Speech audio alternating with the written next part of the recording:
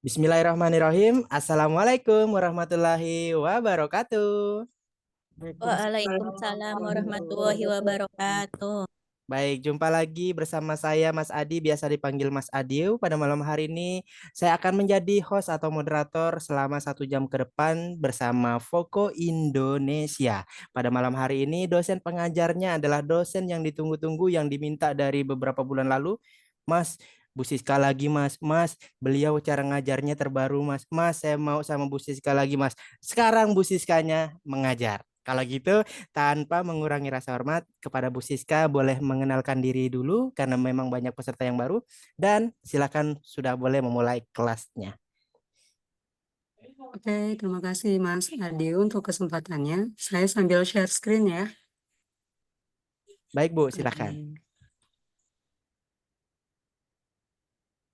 Baik, Assalamualaikum warahmatullahi wabarakatuh, Ibu-ibu dan rekan-rekan semuanya. Oke. Selamat malam Ibu-ibu semuanya. Perkenalkan, saya Siska Bradinda Putri Sudirman atau biasa dan akrab disapa Siska. Saat ini saya bekerja sebagai dosen S1 Kebidanan Universitas Andalas di Kota Padang, Sumatera Barat. Untuk perkenalan singkat terkait dengan background pendidikan saya telah menyelesaikan pendidikan S1 saya di program studi S1 Kebidanan Universitas Andalas, kemudian juga telah melanjutkan dan menyelesaikan di program pendidikan profesi bidan di Universitas Andalas juga di Padang, dan juga telah menyelesaikan magister ataupun S2 Kebidanan di Universitas Pajajaran Bandung. Mungkin singkatnya seperti itu, Ibu-ibu semuanya. Sebelum kita mulai, adakah yang mau ditanyakan terlebih dahulu, Ibu-ibu semuanya? Seperti biasa Bu Siska, pertanyaannya nanti aja ya Bu. Di Oke, akhir Bu. siap. Siap. Oke, kita lanjut. Sudah boleh suaranya kecil? Apakah suara saya kecil, Ibu-ibu semua? Suaranya jelas. Bagaimana teman-teman yang lain, boleh ketik di kolom chat apakah suara Bu Siska terdengar jelas? Ketik di kolom chat. Untuk mikrofon saya matikan ya, kecuali Ibu dosen. Jelas ya? Jelas. Oke, Oke. baik, jelas semua ya. Sudah bisa dimulai, Mas Adi, langsung ke soal kita yang pertama? Baik, sebelum ditampilkan soalnya, saya siapkan timernya dulu, Bu. Teman-teman Oke, semua, nanti Bu Siska akan menampilkan satu soal dengan waktu 1 menit ya. Jadi ini buat teman-teman yang baru bergabung, kita sistem belajarnya, dosennya akan menampilkan soal, nanti diberikan waktu 1 menit, silakan di bawah 1 menit kalau bisa menjawab. Setelah minus 1 menit, nanti teman-teman mendapatkan pembahasannya, jawaban yang betul yang mana dan kenapa bisa salah jika salah. Kalau gitu, silakan Bu Siska, kita mulai soal yang pertama. baik Ibu-ibu, kita langsung mulai soal kita yang pertama ya. Untuk soal kita yang pertama, sebentar. Oke, sudah tampilkah di layar Ibu-ibu semua? Silakan dijawab. Baik, soal sudah tampil ya, dimulai 1 menit, dimulai dari sekarang.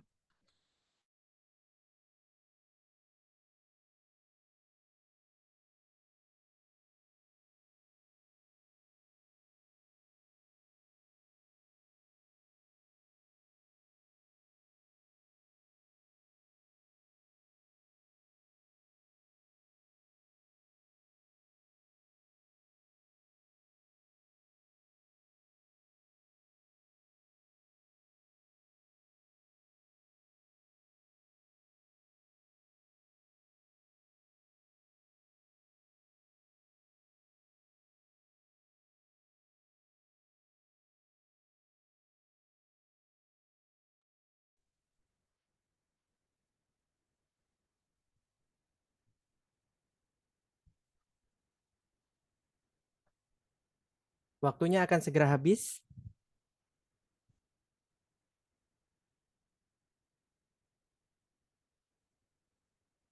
Baik, waktunya sudah habis. Diawali jawaban D, Kak Rahma Wulaningrum menjawab 22 detik dengan pilihan D, yaitu pemeriksaan biopsi, dan disusul jawaban yang C, yaitu USG transvaginal. Nah, ada 2 opsi jawaban di sini ya. Nah, biasanya kalau soal yang pertama biasa nih, pilihannya lebih dari satu, ntar lebih dari dua, itu progres pembelajaran. Tenang aja, nanti kalau udah dapat pembahasannya, pasti lama-lama akan paham. Memang perlu terbiasa. Kita tunggu sampai -1 menit untuk yang belum menjawab. Paling banyak jawabannya D ya, yaitu pemeriksaan biopsi.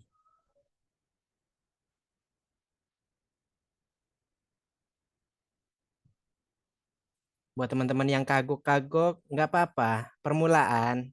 Dulu juga awal-awal teman-teman yang udah duluan bimbel juga kayak gitu kok, kagok-kagok. Tapi lama-lama terbiasa. Oke, sudah -1 menit. Kita kunci jawaban terbanyak adalah jawaban D dan kita simak pembahasannya. Silakan Bu Siska dibantu pembahasannya. Terima kasih Mas Adil. Untuk soal kita yang pertama ini, Ibu-Ibu mungkin sudah masuk ke tingkat soal dengan kesulitan sedang ya, karena yang ditanyakan di sini adalah pemeriksaan penunjang. Perlu diketahui pertama, untuk menjawab soal hukum yang paling mudah itu, kita memang langsung ke soalnya terlebih dahulu. Nanti baru kita cari data fokusnya dan baru kita analisa.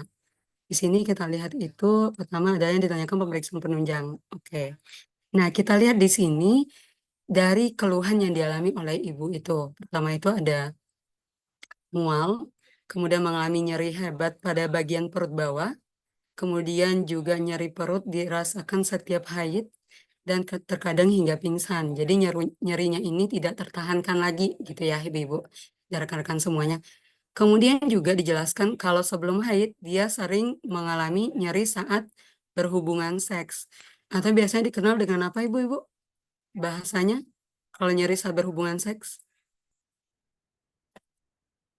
Atau dikenal dengan istilah dispareunia. Nah, itu.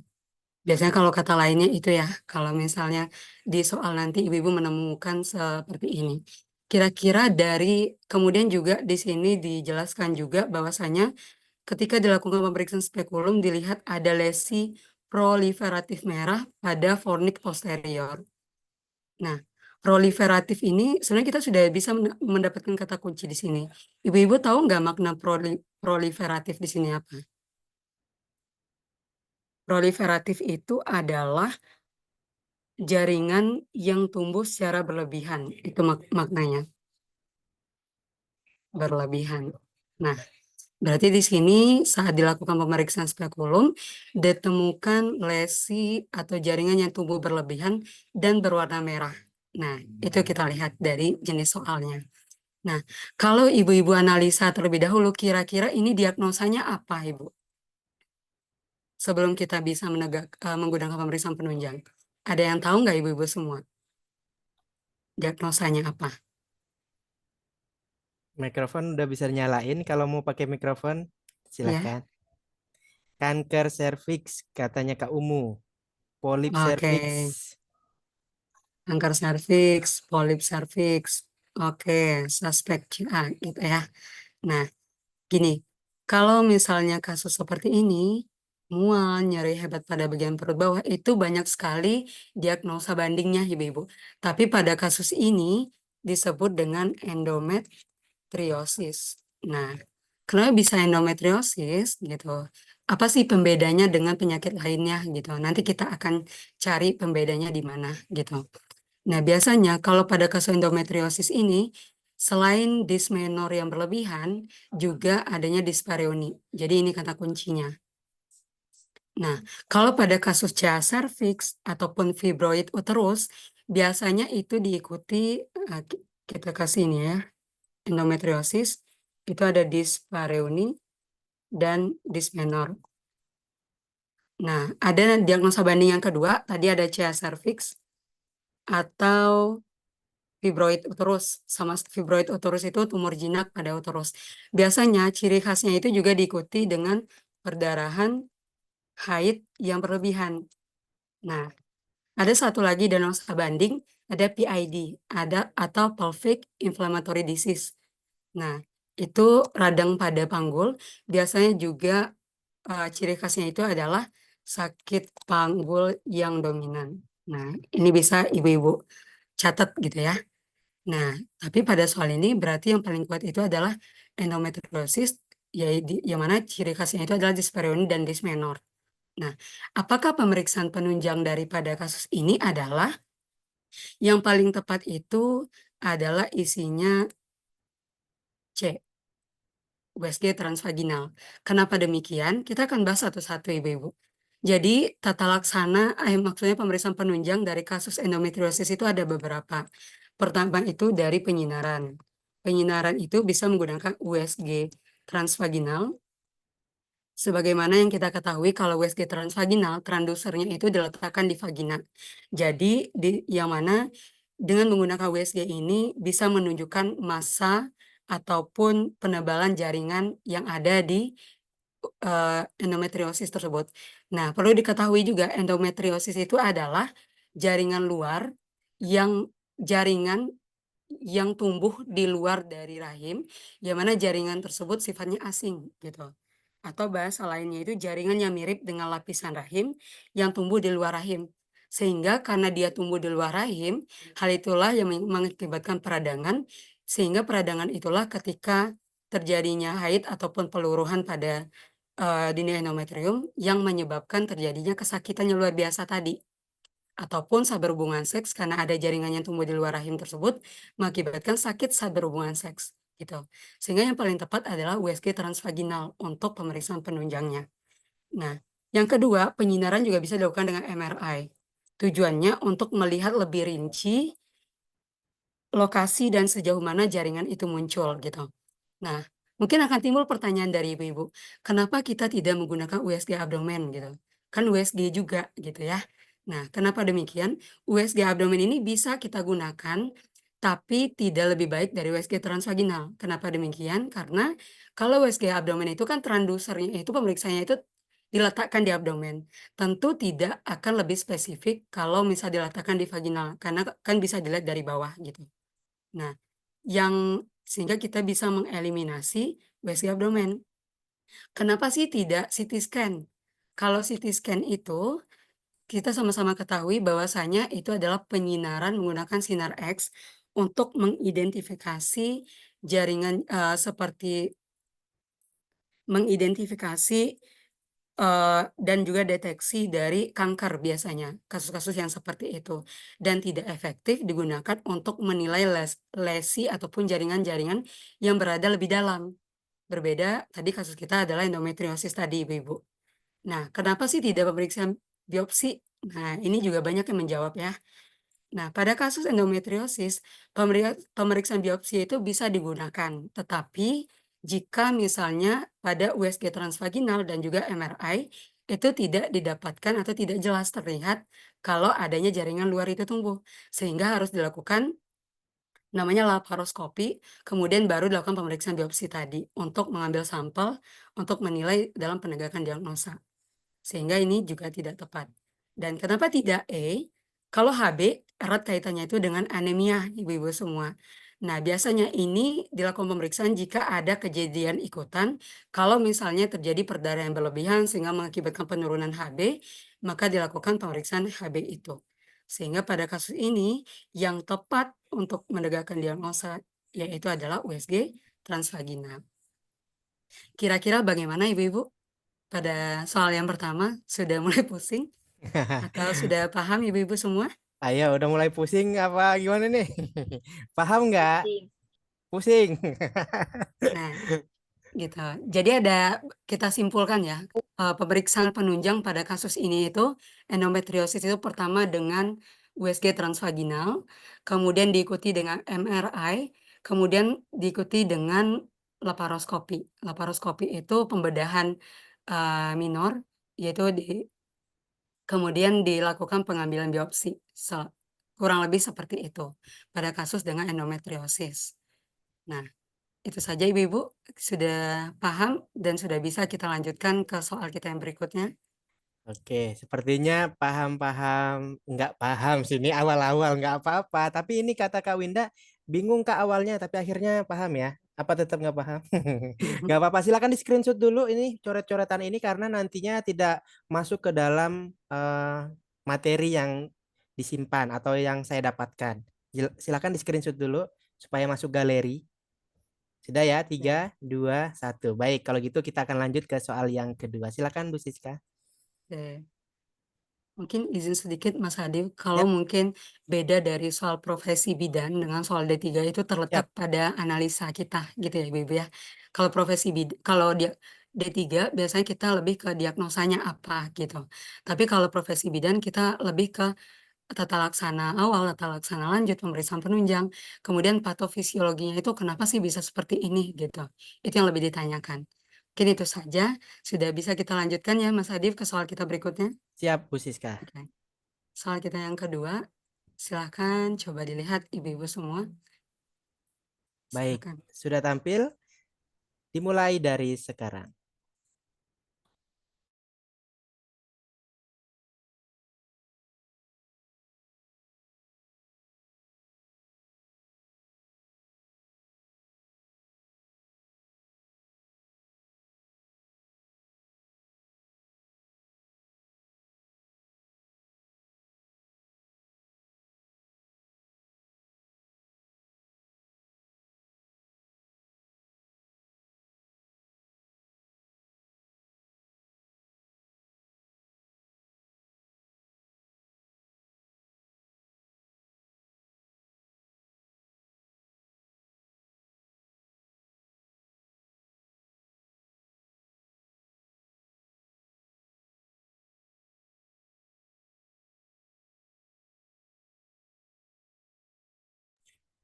Waktunya segera habis.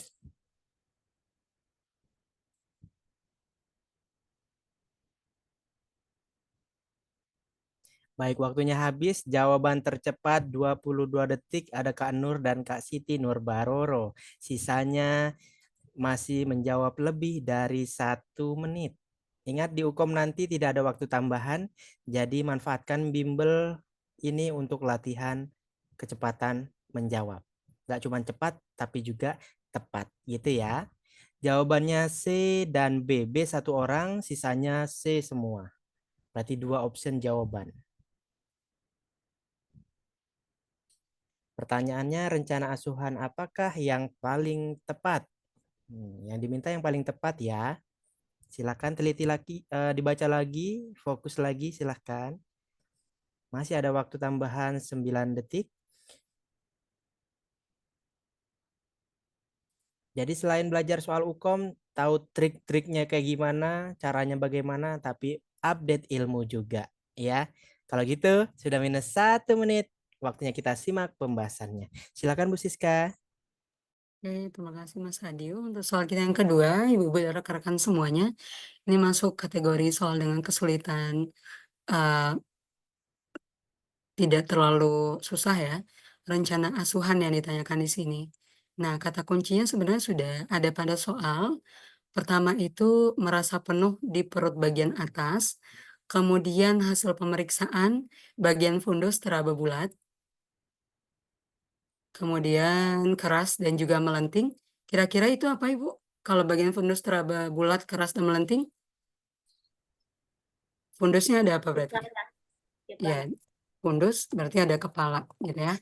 Kemudian pada bagian bawah teraba lunak kurang melenting. Berarti di bagian bawahnya ada apa Ibu? Pantat. Ya, bokong ya. Nah, oke. Nah, sudah jelas. Kemudian ada petunjuk lain lagi nih. DJJ 130 menit dan terdengar jelas di atas pusat. Nah, ini menandakan kalau misalnya di fundusnya ada kepala, di bawahnya ada bokong, berarti kehamilan apa Ibu-Ibu? Ada indikasi kehamilan sungsang. Dan ditanyakan rencana asuhan apakah yang paling tepat pada kasus kehamilan sungsang? Nah, di sini kita lihat dari pengertiannya dulu. Kalau litotomi itu gimana Ibu-Ibu? Gimana posisinya? Telentang, ya telentang, kemudian kedua kaki Kedua kaki terbuat. diangkat ke atas. Ya, dua kaki ke atas. Biasanya pemeriksaannya apa Ibu kalau pakai litotomi ini? Pemeriksaan apa biasa? Pemeriksaan dalam PT. Boleh.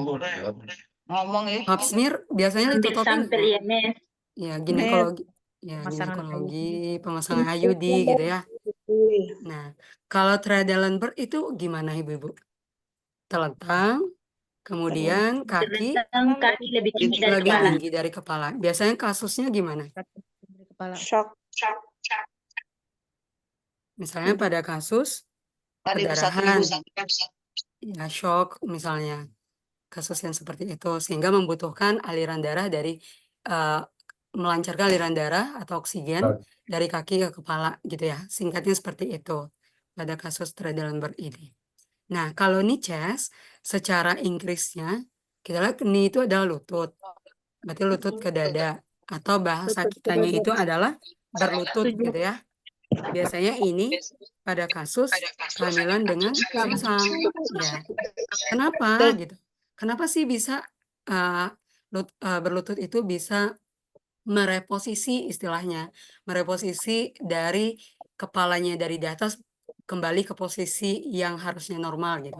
Karena dengan posisi ini itu tuh dapat mengurangi tekanan pada rahim dan meningkatkan aliran darah ke area panggul gitu. Sehingga membuka panggul bagian bawah itu lebih lebar dan memudahkan reposisi janin itu dari yang awalnya bokongnya di bawah menjadi ke atas lagi. Dan biasanya ini disarankan di TM3 gitu, kalau misal ketahuan di TM3 atau di usia kehamilan 32 minggu. Nah, kalau dorsal rekamban itu biasanya gimana Ibu? Telentang, yang pasti telentang ya. Kemudian kaki ditekuk. lututnya ditekuk gitu ya. Ditekuk. Biasanya itu saat persalinan normal ya, biasanya paling normal itulah sering lah ya. Normal misalnya. Itu biasa sering dilakukan dengan dorsal rekamban. Nah, diet makanan-makanan tertentu pernah dengar nggak Ibu? Misalnya makan ini deh gitu. Biasanya ada budaya supaya anaknya bisa kembali posisinya gitu. Pernah dengar nggak Ibu? Pernah Ya, di kampung. ya, Pernah. ya, sering ya. Mitos itu ya, Bu. Mitos, ya betul. Mitos-mitos Jadi dalam kehamilan. tidak ada penelitian ternyata, belum adanya penelitian yang mengatakan bahwasanya diet makan makanan tertentu atau makan makanan tertentu dapat mereposisi bayi itu kembali dari posisi yang tidak semestinya menjadi normal atau kepalanya di bawah gitu. Sehingga jawaban yang tepat adalah C tadi, gerakan atau posisi niches, lutut ke dada atau berlutut. Mungkin sudah paham ya Ibu ya? Ini termasuk kategori soal yang tidak cukup susah. Paham. Oke, bisa sudah difoto Ibu-Ibu sebelum kita lanjutkan? Sudah, Oke, Bu. siap. Kita lanjutkan ya Ibu-Ibu ya. Ya, Bu, lanjut. Oke, kita lanjut Oke. soal nomor 3. Soal kita yang ketiga. Oke, silahkan Mas Adit. Baik, soal nomor 3 sudah tampil. Silakan dikerjakan dari sekarang. Hati-hati.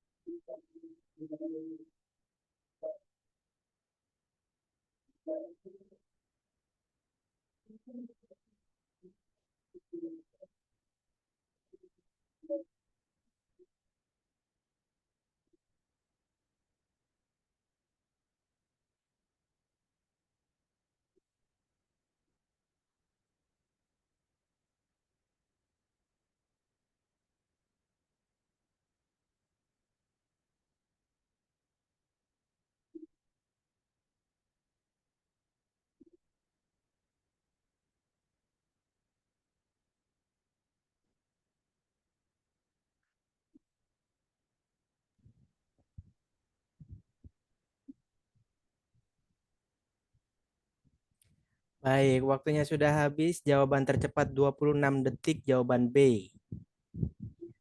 Oke, B semua seragam. Ke arah Ma ganti ke B.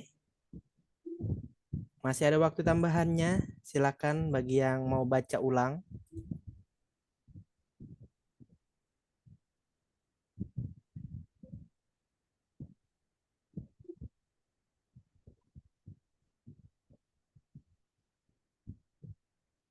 Sementara masih seragam ya, B, yaitu planning.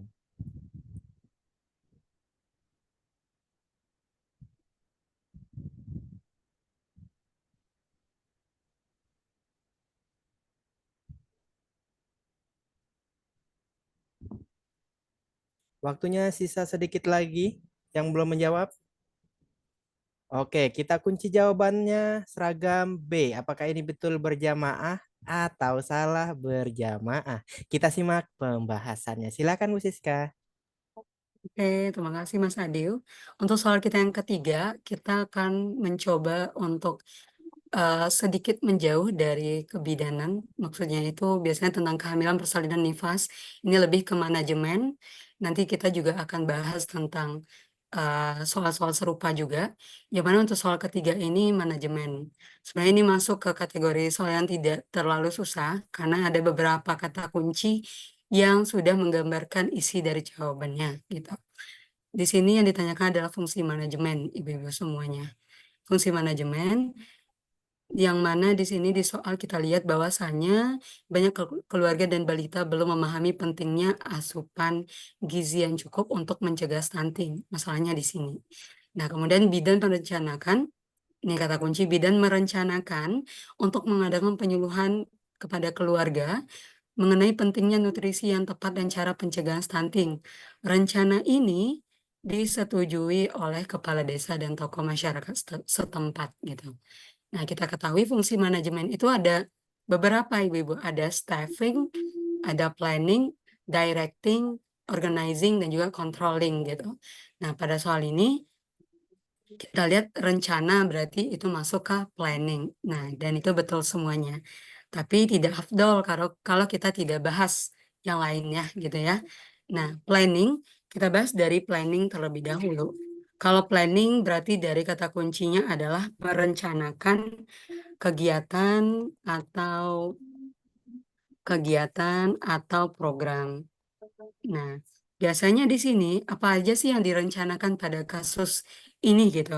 Jadi tidak hanya membuat penyuluhan, tapi di dalamnya juga seperti menetapkan tujuan penyuluhan, merancang materi penyuluhan, menetapkan waktu dan tempat acara. Jadi bila mana nantinya Ibu memperoleh soal yang ternyata makna dari merencanakan itu implisit atau tidak dijelaskan di soal. Misalnya nih, bidan di sini merancang materi untuk penyuluhan. Berarti itu tetap masuk ke planning gitu. Bidan di sini sudah menetapkan waktu dan tempat acara dari penyuluhan. Nah, itu masuk ke planning. Nah, jadi kata-kata kuncinya itu tadi. Tidak hanya kata-kata merencanakan, tapi jika misalnya dia membahas tentang menetapkan tujuan dari penyuluhan, merancang materi penyuluhan, ataupun menetapkan waktu dan tempat acara, itu masuk ke dalam planning gitu. Kalau staffing itu kata dasarnya itu adalah staff. Maksudnya di sini adalah misalnya kepala puskesmas gitu ya, membuat dalam proses rekrutmen gitu, sedang dalam proses rekrutmen. Nah, jadi dia membuat rekrutmen besar-besaran nih untuk menentukan jumlah tenaga kerja yang akan dimasukkan ke puskesmas atau menyusun iklan lowongan dan juga menyaring lamaran dan juga membuat prosedur wawancara, itu masuk ke dalam staffing atau bahasa dasarnya itu adalah staff, yaitu intinya proses rekrutmen atau proses penjaringan dari tenaga kesehatan, itu masuk ke staffing. Kemudian directing, itu bahasa lainnya direct atau memerintahkan gitu. Kalau directing ini misalnya bidan senior misalnya gitu ya, memimpin tim bidan selama shift gitu. Kalau misalnya kita kayak ada karu gitu ya, karu memimpin atau memerintahkan kepada bidan-bidan yang ada di dalamnya, kemudian memberikan arahan sesuai dengan prosedur yang berlaku, dukungan dan juga feedback dari kerja timnya. Itu namanya directing atau memerintahkan atau memimpin tim bidan gitu. Kemudian juga ada namanya organizing. Organizing ini misalnya manajer bidan atau leader di sebuah fasilitas kesehatan itu mengatur jadwal. Itu dia menorganize namanya di sini, mengatur jadwal tugas atau menyusun jadwal jaga, itu di organizing masuknya. Dan terakhir itu adalah controlling. Controlling itu misalnya memantau kualitas pelayanan, biasanya itu ada namanya MONEV gitu ya, monitoring evaluasi, itu biasanya di controlling gitu. Nah, ini adalah kata-kata kunci yang mungkin bisa ibu-ibu temukan nantinya di soal. Kalau misalnya contohnya seperti proses rekrutmen berarti staffing, kalau misal merencana kegiatan atau program itu planning, misalnya bidan senior memimpin tim bidan selama shift, itu ada directing, mengatur jadwal shift atau mengatur jadwal tugas itu ada organizing, dan terakhir kalau misalnya hubungannya dengan kualitas pelayanan kesehatan, monitoring evaluasi, atau misalnya bidan melakukan cek rekam medis untuk memastikan pelayanan itu sesuai dengan standar atau kepala puskesmas dan sebagainya, itu masuk ke controlling gitu. Paham ibu-ibu semuanya? Sudah difoto? Paham Bu. Oke. Sudah Bu. Oke. Paham Bu. Oke, Sudah, Bu. saya hapus ya Ibu, kita bisa lanjutkan. Oke, kita lanjutkan ke soal berikutnya ya, Mas Adil. Baik, siap Bu Siska. Berarti Oke, betul sama yang tadi ya Bu ya.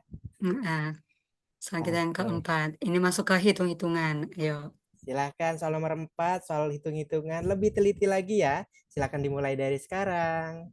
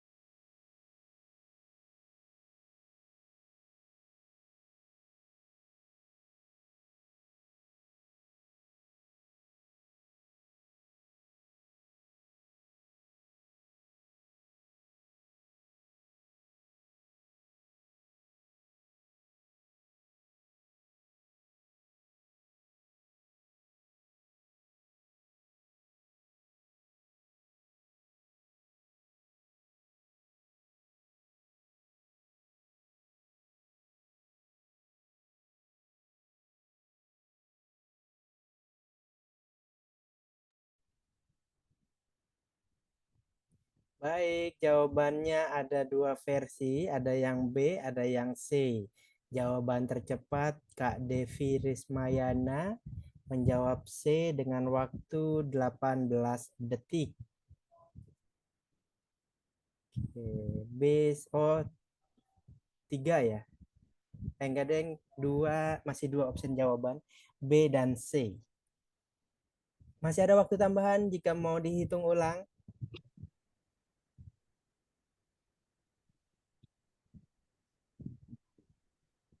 Bunda Sri Supeni dengan kesibukannya tetap selalu menyempatkan belajar.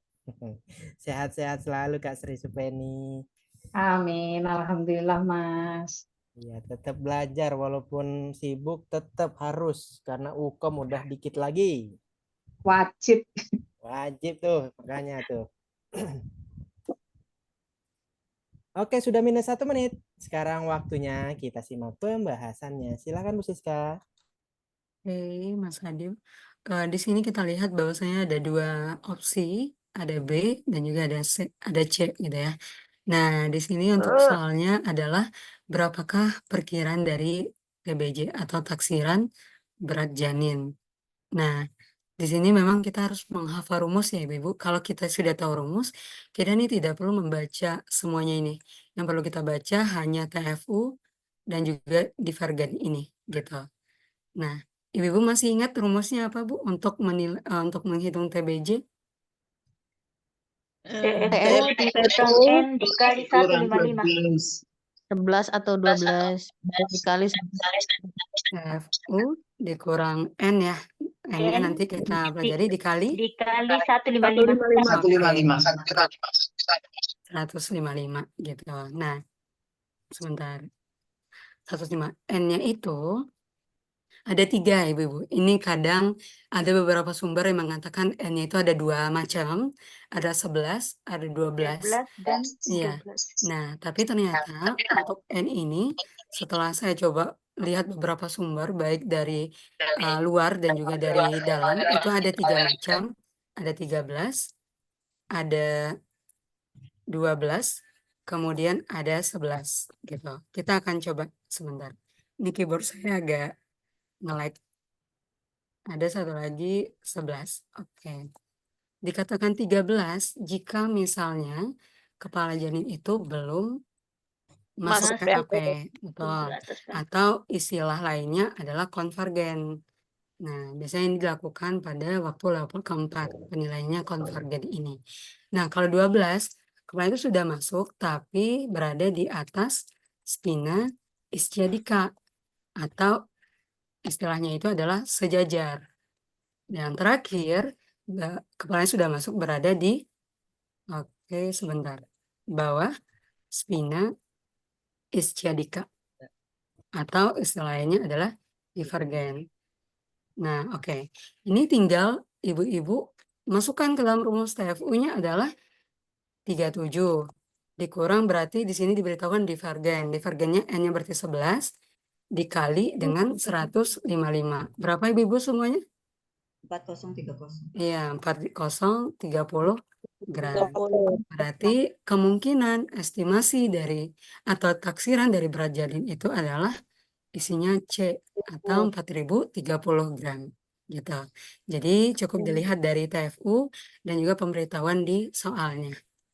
Itu ibu-ibu sudah paham semuanya? Sudah, Bu. Sudah ya. Oke, saya hapus ya ibu-ibu. Ya, silakan. Oke, saya lanjutkan ke soal kita yang kelima.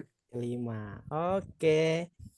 Jadi punya ini ya, contekan baru buat belajar. Yuk, silakan soal nomor 5. Kita mulai dari sekarang.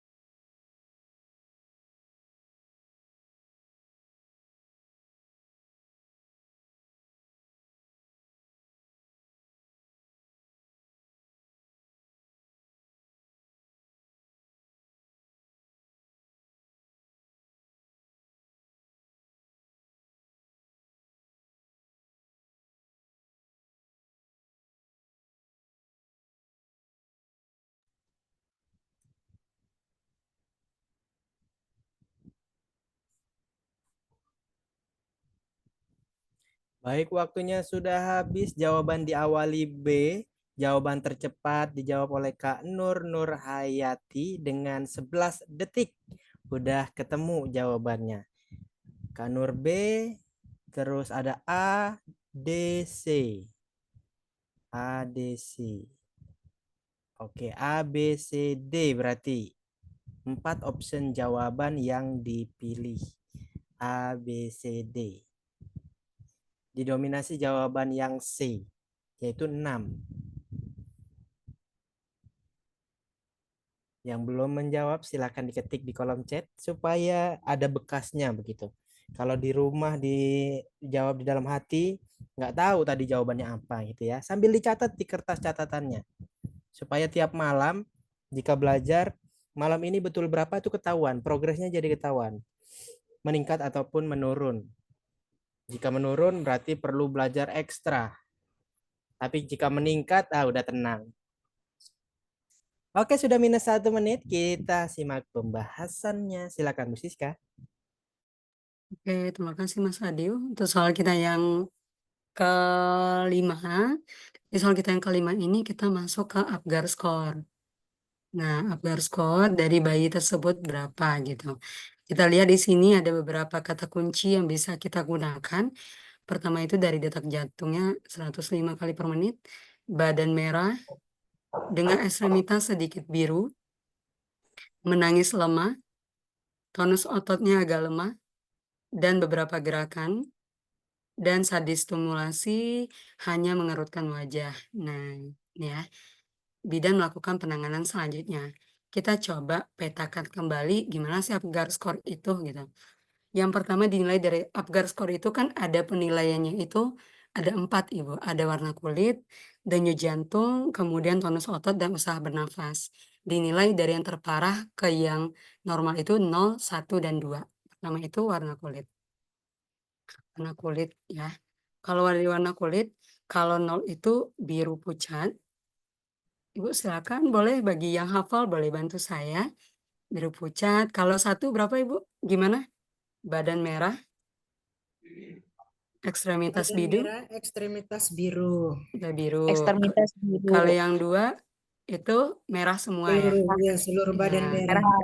Oke, nih kita gini kan. Oke, biar mudah.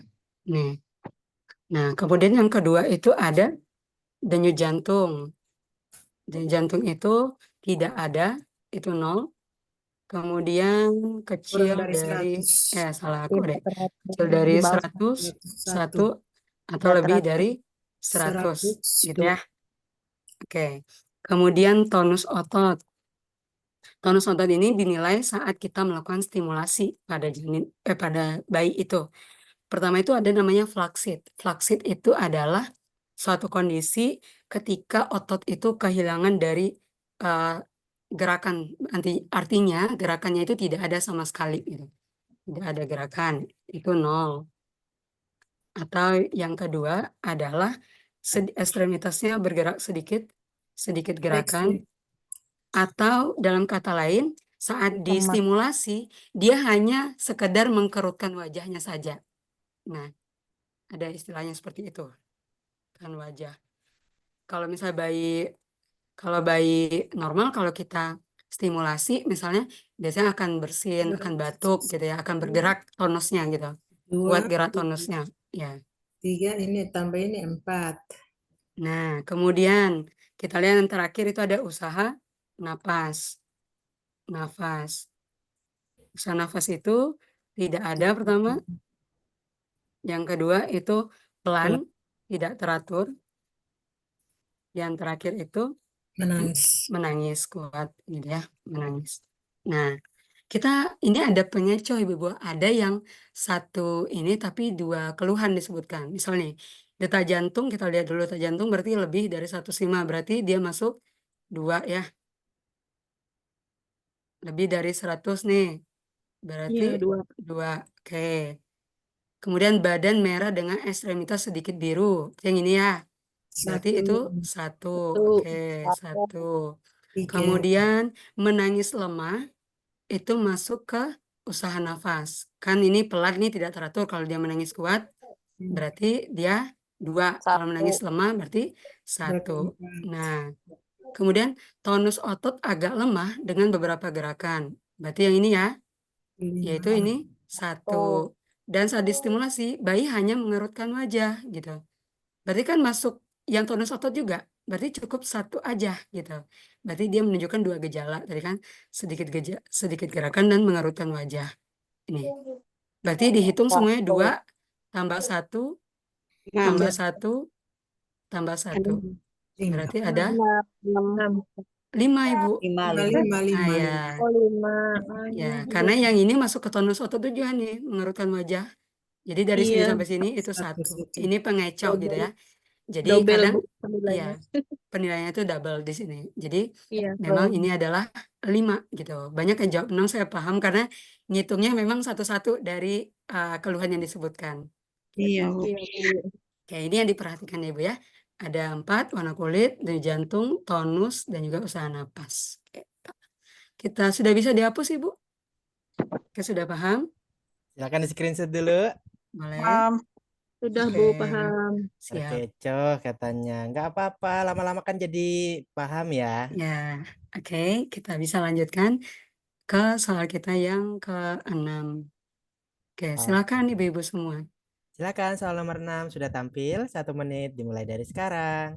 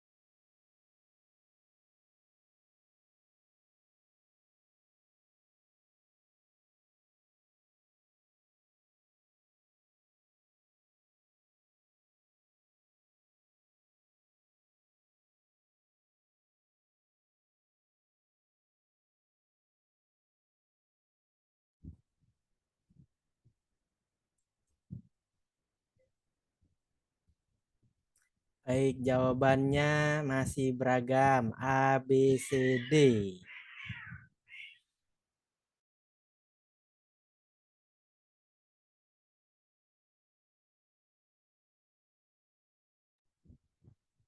Oke, masih A, B, C, D. Kak Dais Ratna ganti ke D.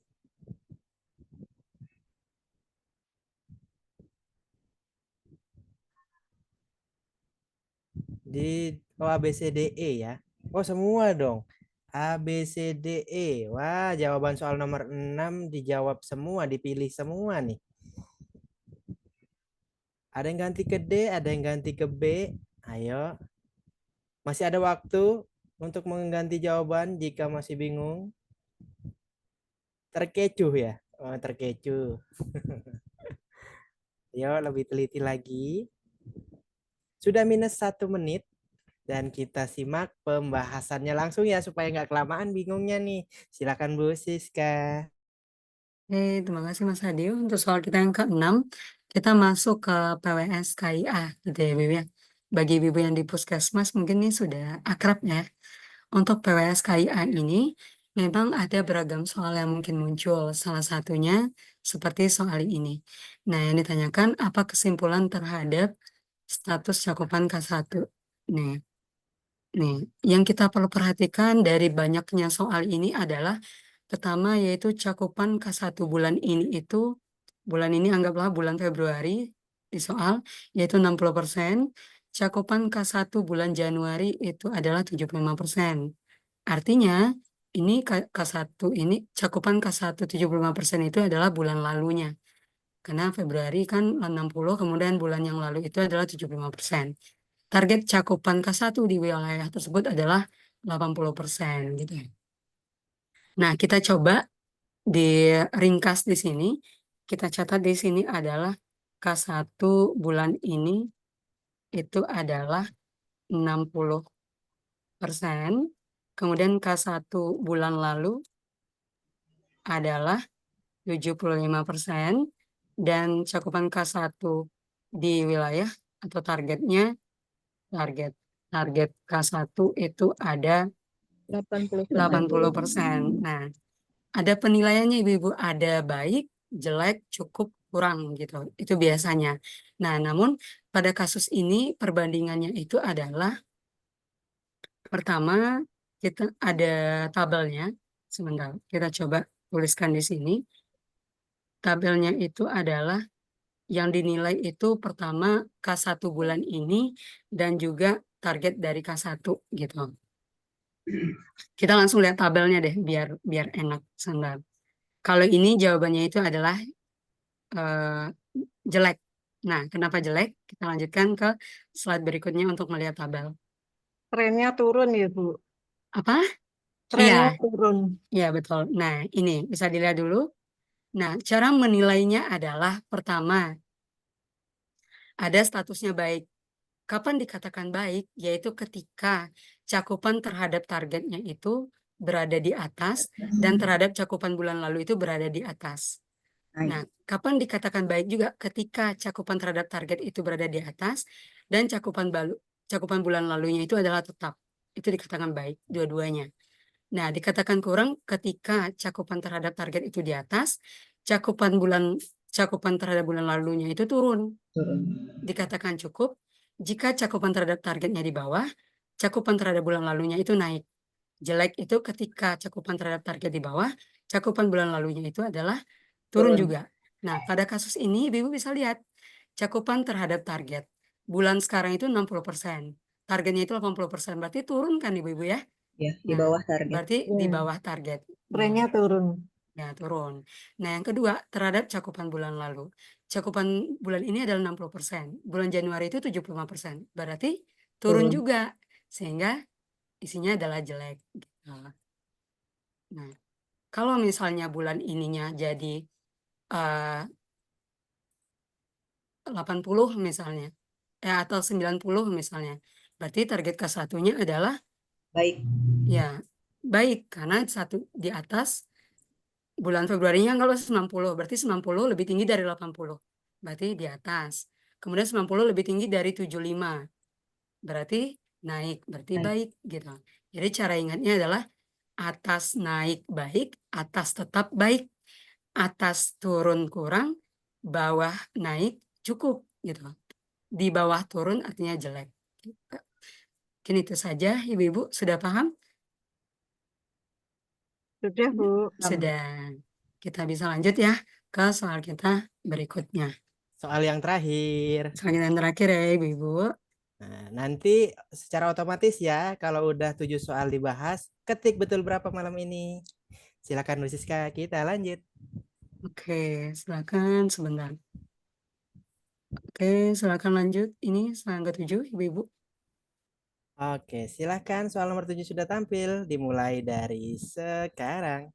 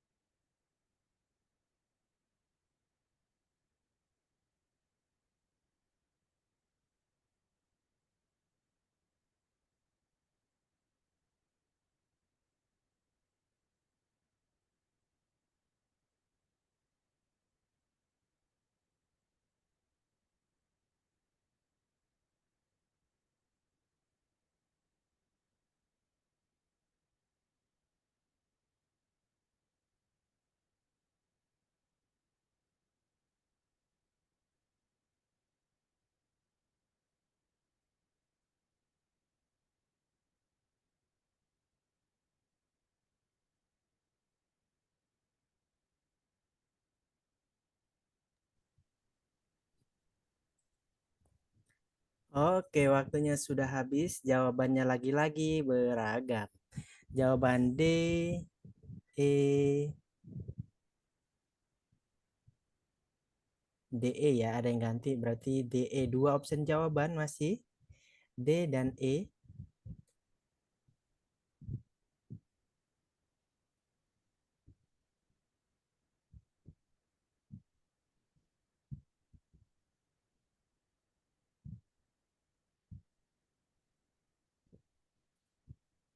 Didominasi jawaban yang D ya, paling banyak jawabannya D.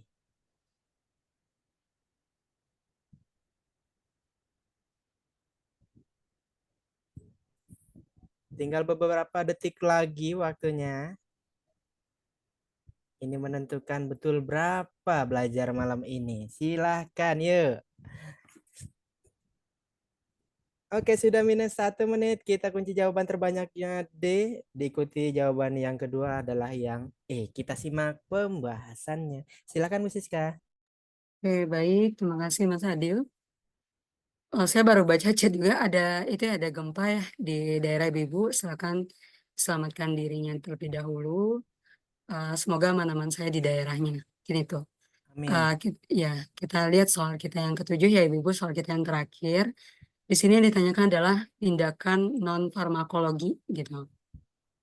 Yang tepat sesuai dengan kasus tersebut. Kalau non farmakologi berarti maksudnya adalah tanpa obat-obatan. Betul.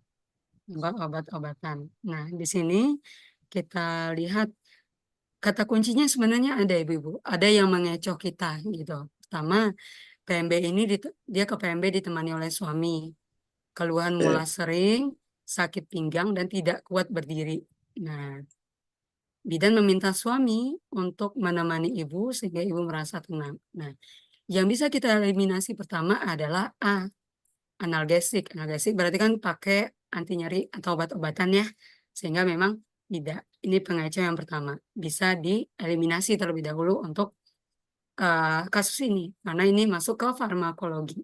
Yang kedua, ibu tidak kuat berdiri lagi. Sedangkan birthing ball, yaitu ibu duduk di atas bola, kemudian memantulkan, bolanya dipantulkan. Ada gerakan birthing ball lah. Jadi memang pada penggunaan dari bola selama persalinan ini memang harus diikuti dengan kekuatan atau energi dari ibunya. Sedangkan pada soal ini, ibu tidak kuat lagi untuk berdiri. Sehingga saran untuk birthing ball ini tidak bisa sesuai dengan kasus ini gitu. Walaupun sebenarnya yang B, yang C, yang D dan E ini memenuhi untuk kasus non-farmakologi. Tapi tugas kita adalah memilih yang tepat. Kemudian yang C, pemberian aromaterapi. Kalau aromaterapi berarti di sini yaitu memberikan minyak esensial untuk bisa mengurangi stres pada ibu dan bisa memanipulasi dari efek nyeri ibu itu sendiri, nah, gitu. Tapi di sini tidak memberikan efek langsung terhadap keluhan ibu yang mana sakit pinggang tadi, hanya memberikan rileks atau supaya ibu tidak stres saja, sehingga aromaterapi juga tidak tepat. Begitu juga dengan E, menganjurkan ibu teknik relaksasi atau cara mengatur nafas, kemudian latihan nafas, bagaimana supaya ibu jadi lebih rileks, itu efeknya sama dengan aromaterapi. Jadi tidak memberikan efek langsung. Sehingga yang cocok adalah D. Kenapa demikian? Selain memang akibat dari gesekan dari tangan dari bidan ataupun juga di sini kita lihat ada peran suami di dalamnya untuk membantu menggosok punggung ibu atau massase punggung ibu dengan gerakan melingkar, maka itu dapat memberikan efek langsung pada pada keadaan ibu dan juga meningkatkan partnership antara bidan, suami dan juga ibu itu sendiri. Di sini dijelaskan juga pada soal bahwasanya bidan juga meminta tolong kepada suami gitu. Sehingga jawaban yang tepat adalah massase pada daerah punggung ibu. Gitu. Sejauh ini paham ibu-ibu semuanya? Baik. Saya juga Paham, Pak, Bu. paham ya. Paham, Bu. Paham. Jadi Ya. emang mengecoh gitu ya. Ada beberapa soal yang hampir sama jawabannya, tapi ada beberapa kata kunci yang bisa menjuruskan kita itu mau jawab kemana. Mungkin itu saja, saya kembalikan ke Mas Adil. Baik, siap. Terima kasih Bu Siska. Alhamdulillah 1-7 soal sudah selesai kita kerjakan dan sudah dibantu dibahas oleh Bu Siska. Dan teman-teman sudah ngetik beberapa, udah betul 5. Dan saya juga baru baca ternyata Bu Siska, kalau Bu Siska tadi nggak notice, saya juga nggak tahu kalau ada chat, ada gempa ya di Solo ya. Teman-teman yang berada di Solo, silakan menyelamatkan diri masing-masing keluar dari gedung, dari rumahnya. Jangan di bawah pohon juga ya. Kalau ada lapangan, lari ke lapangan. Pokoknya selamatkan diri dulu. Barang-barang urusan belakangan. Diri dulu paling penting. Kak siapa tadi ya? Kak Winda. Kak Winda ya. Ya. Teman-teman Kak Winda dan teman-teman yang satu kos silahkan menyelamatkan diri. Boleh keluar dari Zoom untuk menyelamatkan dirinya. Wah, saking ininya ya, saking antusiasnya mau belajar akhirnya sambil nge-zoom, sambil ngabarin. Tapi semoga tidak terjadi hal-hal yang tidak kita inginkan yang berlebih. Amin. Lupa benar berapa soal.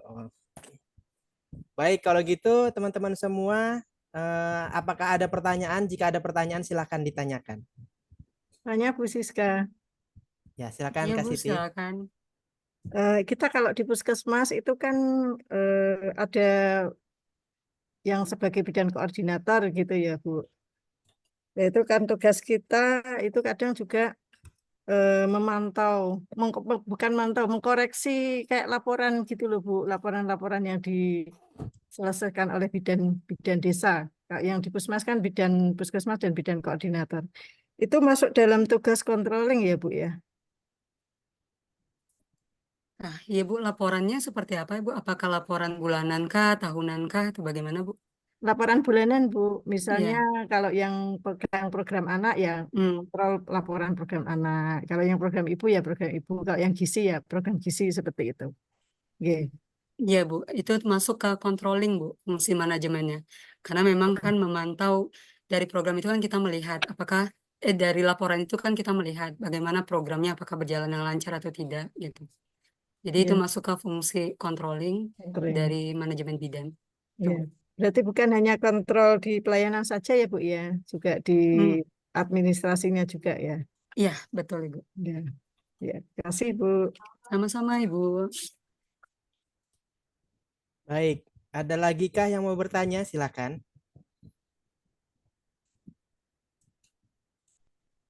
Bu, izin tanya soal nomor 1. Kak Rahma. Silakan pertanyaan Kak Rahma. Soal nomor 1, Mas. Bisa ditampilkan nggak? Oh gitu. Silakan Bu Siska minta ditampilkan soal yang pertama, soal yang 1. Kak Rahma jauh dari gempa, nggak kena gempa Kak? Enggak, saya di Enggak ya? Kediri aman. Oh, Kediri, Jawa Timur. Ya, ya Bu. Tadi kan apa namanya? Yang Ibu tadi kan menjawab endometriosis ya, yang di itunya apa di penjelasannya tadi cenderung ke Iya. endometriosis. Yang masih ganjel di hati saya itu kok bisa endometriosis di fornik posterior ya tadi ya. Nomor 1 Bu, soal nomor 1. Sorry, saya salah ini. Sebentar. Kenapa nggak kelihatan? Nomor 1.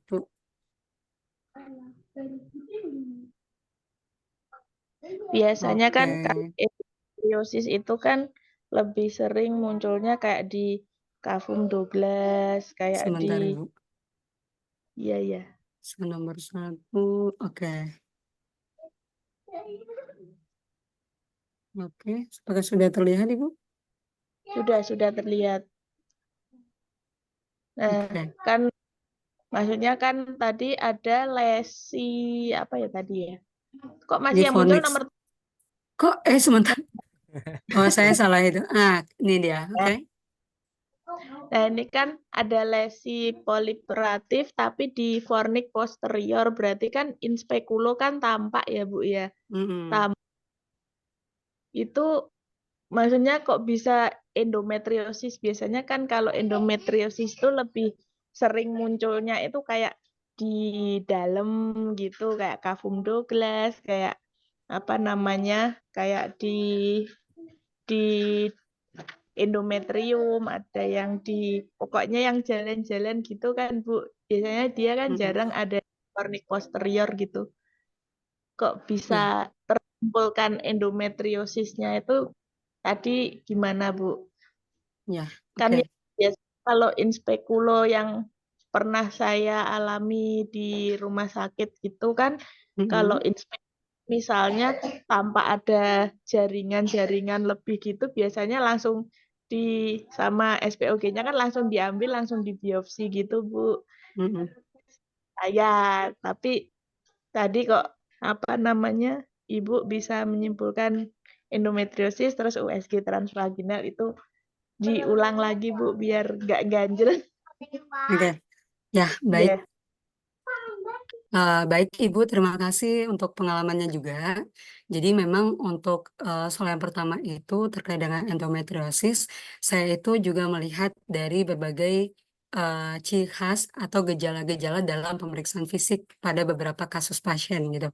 Nah, memang salah satu dari gejalanya itu ada melalui pemeriksaan spekulum ditemukan adanya lesi proliferatif merah pada fornik posterior. Nah, mengapa demikian? Kenapa sampai-sampai ke fornix posterior? Mungkin itu pertanyaannya ya. Nah, jadi ada beberapa kasus yang saya temukan itu dari beberapa artikel yang mana persebaran dari sel-sel di luar rahim itu tidak hanya melingkupi pada endometrium saja. Jadi sudah menempel juga pada bagian-bagian panggul, salah satunya itu pada fornix posterior. Jadi ada beberapa kasus itu yang juga sampai ke sana gitu, Bu.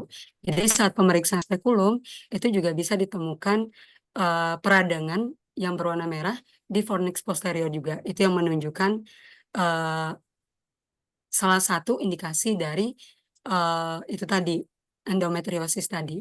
Di samping itu juga dipastikan dengan gejala-gejala lain yang ditimbulkan gitu. Nah, yang paling tepat untuk pemeriksaan penunjangnya itu adalah USG transvaginal tadi gitu, Bu. Gitu. Nah, kenapa sih kan banyak tuh ada pertanyaan kan bisa lewat spekulum aja dilihat gitu loh. Kenapa tadi saya bilang juga harus menggunakan laparoskopi gitu. Nah, biasanya laparoskopi itu kan pembedahan minor. Jadi kan dimasukkan seperti kamera gitu kan, Bu, di dalam perut ibu. Tujuannya untuk melihat perkembangan dari sel-sel yang berlebihan tadi gitu. Jadi apakah cukup di sekitar endometrium aja atau sudah menyebar ke daerah panggul gitu, Bu. Itu yang saya baca untuk kasus endometriosis ini. Jadi tidak hanya memang muncul dari jaringan-jaringan yang ada di sekitar endometrium saja, tapi juga bisa menyebar ke arah-arah panggul. itu Ibu Rahma ya? Ya, Iya, betul, Bu. Bu Iya, Rahma. itu jadi kalau misalnya Ibu butuh sumber yang valid, nanti saya coba kirim artikelnya juga, karena ini sebentar. Nah, ini dari WHO dan juga dari POGI juga saya dapatkan gitu. Nanti bisa saya kirimkan ke Mas Adil.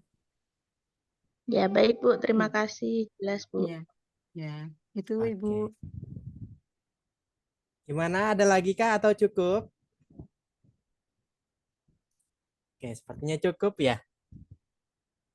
Cukup, nggak ada pertanyaan? Cukup, Mas. Cukup. Bu Siska Smart tuh dari Kak Citra. Kasih Ibu. Ya. Cukup Kak Winda. Oke, yang lain juga cukup ya? Baik. Cukup. Kalau sudah cukup berarti waktunya kita sudahi kelas malam ini dan sampai ketemu lagi di kelas besok malam. Kalau gitu Bu Siska, boleh Bu menutup kelasnya pada malam hari ini. Bu Siska, mikrofonnya Bu. Oke. Oke, baik, sebenarnya saya mengucapkan terima kasih kepada Mas Adi, Foko Indonesia, dan juga ibu-ibu dan juga rekan-rekan yang sudah hadir pada malam hari ini. Semoga apapun yang bisa saya sharing malam ini dapat bermanfaat bagi ibu-ibu semuanya dan juga bisa masuklah salah satu dari soal ini, mungkin tipe-tipe soalnya ke dalam UKOM yang akan ibu-ibu hadapi di bulan Oktober nanti gitu. Untuk kata-kata closing statement dari saya mungkin, aduh kecepatan nih. Statement dari saya itu, ingat semua latihan dan persiapan ibu-ibu dan juga rekan-rekan insya Allah akan membuahkan hasil. Jadi berikan yang terbaik dan sukses akan mengikuti gitu. Jadi manfaatkan waktu yang tersisa 2 bulan ini untuk bisa bekerja keras agar bisa nanti lulus UKOM dengan hasil yang ibu-ibu Amin. inginkan gitu. Itu saja Amin dari ya Rabbal saya, Alamin. ibu-ibu Amin ya semuanya. Rabbal Amin, amin ya robbal Alamin. alamin. Saya sudahi. Assalamualaikum warahmatullahi wabarakatuh. Waalaikumsalam Waalaikumsalam warahmatullahi warahmatullahi wabarakatuh. Salam wabarakatuh. warahmatullahi Terima wabarakatuh. kasih Terima Bu kasih Bu Siska. Siska. Sama-sama ibu-ibu semuanya. Terima kasih. Kak Loli, Bu Siska suaranya bagus kalau nyanyi. Tuh, semua orang disuruh nyanyi, semua dosen disuruh nyanyi nih kayaknya nih. Baik Bu Siska, terima kasih. Selamat istirahat. Semoga Bu Siska dalam keadaan sehat selalu, dilancarkan segala urusannya ya Bu. Amin amin. Amin, amin. Baik, bunda-bunda semua, kelas pada malam hari ini sudah selesai. Alhamdulillah. Kalau gitu silakan melanjutkan aktivitas yang masih ada kegiatan, yang istirahat selamat istirahat, dan yang daerah terkena gempa tadi hati-hati selalu ya. Standby. Makasih Mas Adi, izin live ya. Siap Terima Kak kasih, Loli, terima Mas. kasih kembali. Siap semuanya Terima bunda-bunda. kasih Kak. Siap Kak Putri. Terima kasih Mas. Live dulu ya. Siap Kak Sri. Assalamualaikum. Terima kasih Mas Waalaikumsalam. Adi. Terima kasih Kak Siti Nurbaroro. Terima Kak Win. kasih Mas Adil. Siap Kak Esther. Kak Bahtiar Fauzi, terima kasih. Kak Maria, terima kasih. Kak Winda, salam sehat juga.